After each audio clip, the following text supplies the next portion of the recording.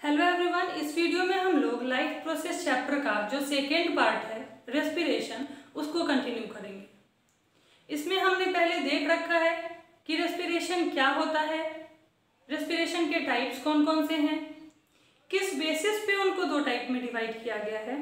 तो जहाँ पे ऑक्सीजन प्रेजेंट होगा दैट इज एरोबिक रेस्पिरेशन, जहाँ पे नहीं प्रेजेंट होगा that is anaerobic respiration. Aerobic respiration में बहुत ज़्यादा अमाउंट में एनर्जी रिलीज होगी, एनएरोबिक रेस्पिरेशन में बहुत कम अमाउंट में रिलीज होगी। तो ये सब हमने पढ़ रखा है। अगर आपने नहीं देखा है तो लिंक मैं डिस्क्रिप्शन में दे दूंगी, वो वीडियो भी आप देख लेंगे। आज हम लोग कंटिन्यू करेंगे कि जो ऑक्सीजन है वो आता कैसे है सेल तक, बिकॉज हमने देखा है एरोबिक रेस्पिरेशन में कि बहुत ज़्यादा अमाउंट में एनर्जी रिलीज होती है, तो ऑक्सीजन जो है वो होना ज़्यादा जरूरी है। तो वो ऑक्सीजन कौन सा पाथ फॉलो करके हमारे बॉडी के अंदर आता है वो हम आज समझेंगे। क्योंकि बॉडी के अंदर में तो ट्रांसपोर्ट होगा ब्लड के थ्रू, जो भी न्यूट्रिएंट्स है और गैसेज है और वेस्ट प्रोडक्ट्स हैं, सबका ट्रांसपोर्ट ब्लड के थ्रू ही होता है। लेकिन एक्सटर्नल इन्वायरमेंट से हमारे बॉडी के अंदर कौन सा पाथ फॉलो करके आएगा ऑक्सीजन, वो हम आज देखेंगे। ट्रांसपोर्टेशन यानी थर्ड पार्ट जो है इस चैप्टर का, उसमें हम देखेंगे कि किस तरह से सेल जो है ब्लड के थ्रू ट्रांसपोर्ट किया जाता है। और अभी हम देखते हैं कि किस तरह से जो ऑक्सीजन है वो एनवायरनमेंट से आता है। तो इसको समझने के लिए हमें पहले एक टर्म जानना होगा दैट इज ब्रीदिंग। सब लोग इस टर्म को जानते हैं। एंड दूसरा रेस्पिरेशन। देखो नॉर्मली क्या लगता है कि ब्रीदिंग एंड रेस्पिरेशन जो है दे आर सेम थिंग्स, पर ऐसा नहीं है, they are totally different. Breathing means simply exchange of gases, that is carbon dioxide and oxygen.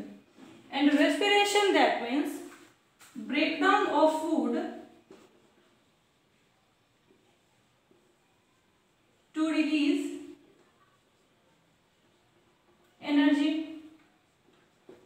और हमने देखा था रेस्पिरेशन का जो एरोबिक टाइप था उसमें ऑक्सीजन जो है उसके प्रेजेंस में ब्रेकडाउन होता है तो बहुत ज़्यादा अमाउंट में एनर्जी रिलीज होती है।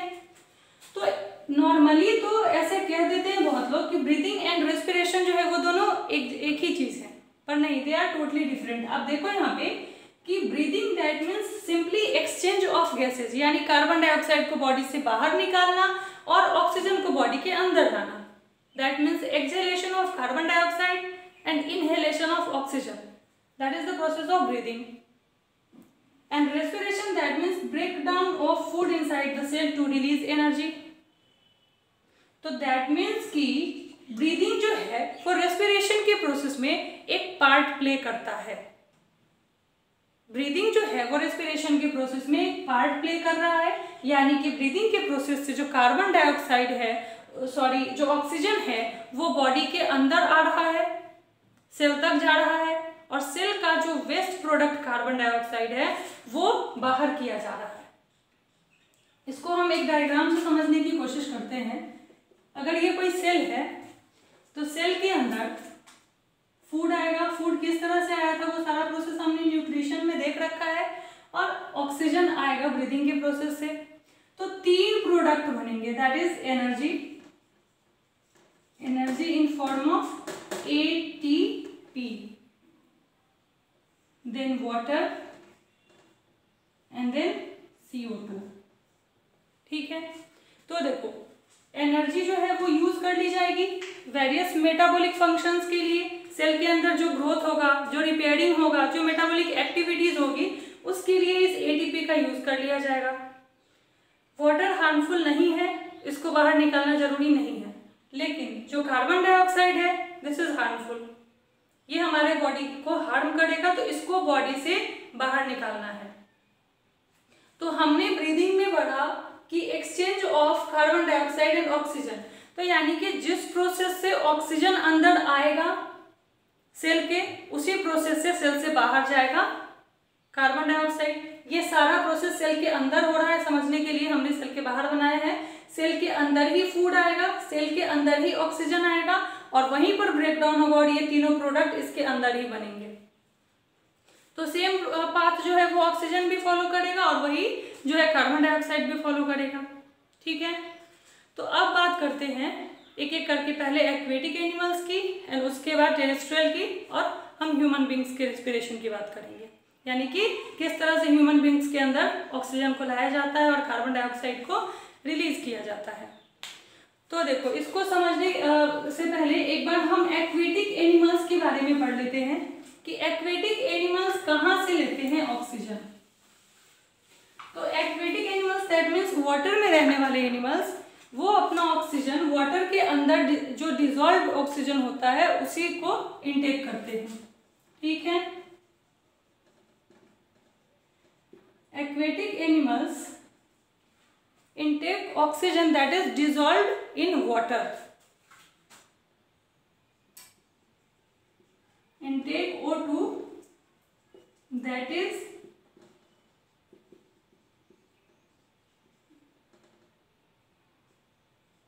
dissolved in water. तो वाटर में जो ऑक्सीजन डिजॉल्व होगा वो ऑब्वियसली इन्वायरमेंट के हिसाब से बहुत कम होगा, तो इसलिए जो एक्वेटिक एनिमल्स होते हैं उनका ब्रीदिंग रेट जो होता है दैट इज हाइयर।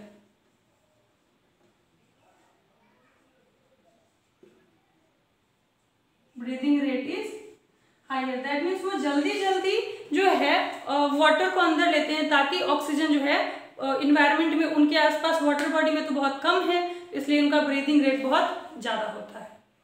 ठीक है, और वो अब फिश की बात करेंगे तो फिश के अंदर वो माउथ के थ्रू वाटर लेती है, गिल्स के अंदर जाके उसका ऑक्सीजन जो है उसका इंटेक कर लिया जाता है और जो वाटर होते हैं वो बाहर कर दिए जाते हैं। अब हम बात करते हैं ह्यूमन बींग्स के अंदर। एक चीज और, जो भी एक्सचेंज होगा गैसेज का सेल के अंदर वो डिफ्यूजन के प्रोसेस से होगा, यानी डिफ्यूजन के प्रोसेस से ही जो ऑक्सीजन है वो सेल के अंदर जाएगा और जो कार्बन डाइऑक्साइड है वो सेल के बाहर जाएगा। इसलिए जो सेल का जो लाइनिंग होगा वो बहुत ही फाइन होगा, डेलिकेट होगा, थिन होगा, तभी वहां से गैसेज जो है वो एक्सचेंज किए जाएंगे और जो कार्बन डाइऑक्साइड है वो सेल से बाहर आएगा और जो ऑक्सीजन है वो सेल के अंदर जाएगा। तो अब हम देखते हैं कि ह्यूमन बींग्स के अंदर रेस्पिरेशन किस तरह से होता है, यानी कि किस तरह से ऑक्सीजन जो है वो लिया जाता है और फिर ब्रेक डाउन होगा। तो कौन सा पाथ फॉलो करता है, पहले एक हम डायग्राम बनाते हैं।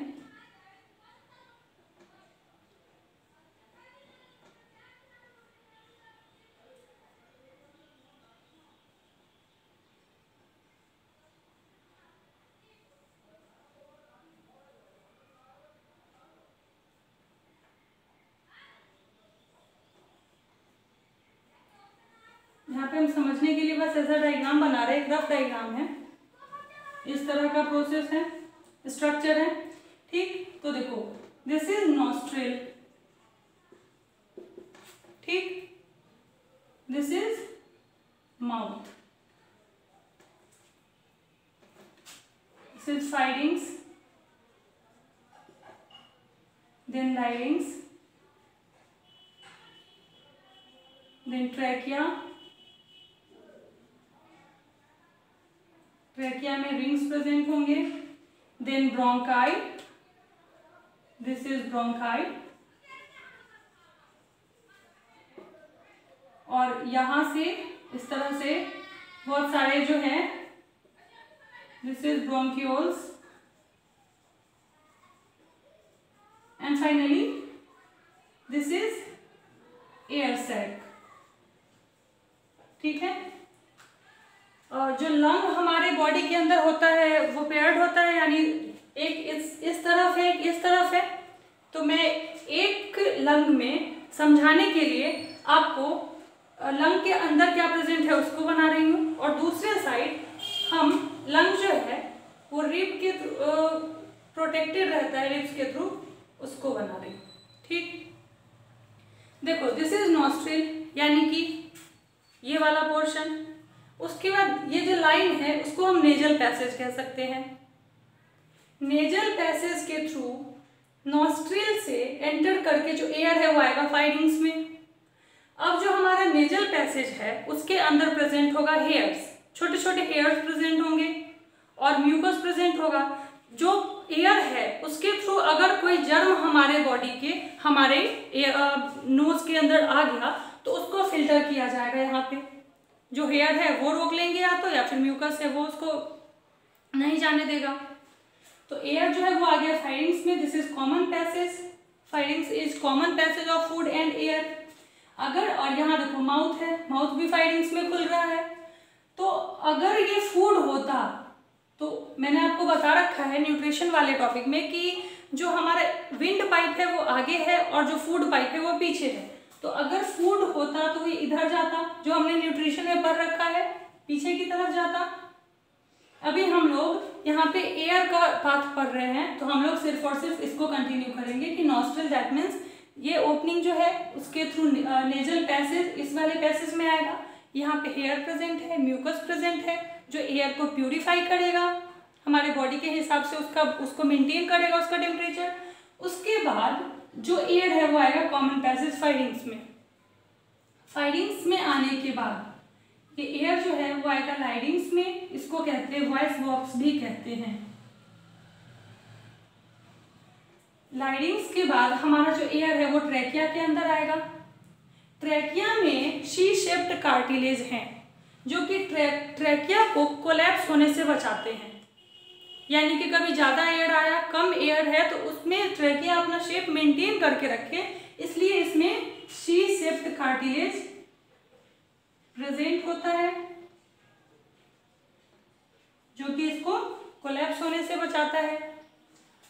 ये ट्रैकिया जो है वो दो ब्रोंकाई में डिवाइड होता है, एक इस लंग के साइड, दूसरा इस लंग के साइड, ये वाला। इस ब्रोंकाई के बाद जो लाइनिंग है, thin lining, this is bronchioles, और ये ब्रोंकाई जो है वो बहुत सारे ब्रोंक्यूल्स में, ये जो लाइनिंग है ये सारी ब्रोंक्यूल्स की लाइनिंग है। तो ये जो ब्रोंकाई है ये वाली लाइनिंग ये बहुत सारे ब्रोंक्यूल्स में डिवाइड हो गई, और ये जो ब्रोंक्यूल्स हैं इनके एंड पे बैग लाइक स्ट्रक्चर प्रेजेंट होगा। सारे ब्रोंक्यूल्स के एंड पे बैग लाइक स्ट्रक्चर प्रेजेंट होगा, that is called air sac और एल्वियोलाई। ठीक, वापस एक बार इसका पाथ हम यहां देखते हैं। देखो सबसे पहले nostril, that means this opening, उसके बाद नेजल पैसेज, देन फाइरिंग्स। देखो सारा इस डायग्राम में बना हुआ है, आप रिलेट कर सकते हो। उसके बाद लाइडिंग्स,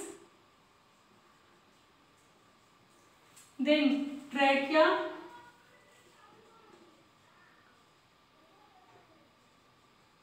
then bronchi,